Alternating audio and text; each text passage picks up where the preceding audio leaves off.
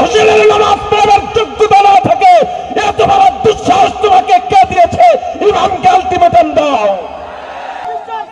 এই কুয়াকাটায় যারা মুসলমান দাবি করেন, আমি দল বুঝি না, আমি দল বুঝি না। এই কুয়াকাটায় যারা মুসলমান, আপনি যেই দলের হয়ে থাকেন, আপনার উপরে ইমানি দায়িত্ব, আপনার জন্য অবশ্য করণীয়। কুয়াকাটায় সাগর পার মসজিদে এখন খবর এলো, কি কইছিল? ইসলামের পক্ষে থাকার কথা বলছিল সবাই।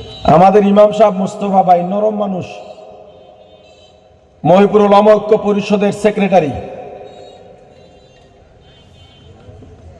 বাংলাদেশ কওমি মাদ্রাসা শিক্ষা বোর্ড বেফাকের মহিপুর থানার সেক্রেটারি, সাগর পাড়ের মুস্তফা ভাই, এদের খাজিয়াতুল কোবরা মহিলা মাদ্রাসার মুহতামিম, তিনি সবাইকে জুমায় মাগরিব, আজকে মাগরিবের সময় সবাইকে ইসলামের পক্ষে থাকতে বলায় আলী হোসেন নামে কেউ একজন বলেছেন আপনারা এশার নামাজ পড়ানো লাগবে না।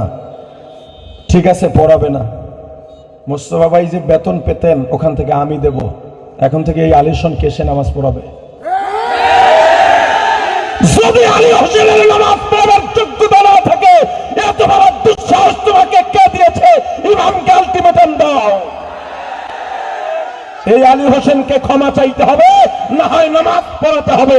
এই দুর্গতির বাইরে নয়, আমরা দেশ কারো কাছে বিক্রি করে দিই নয়, আমরা এই দেশের ভাড়াটিয়া নই, আমরা এই দেশে বেঁচে আছি নয়। আমাদের উপরে অত্যাচার করা হবে, আমাদেরকে নির্যাতন করা হবে, মুখ বুজে সহ্য করা হবে না। এই কুয়াকাটায় যারা মুসলমান দাবি করেন, আমি দল বুঝি না,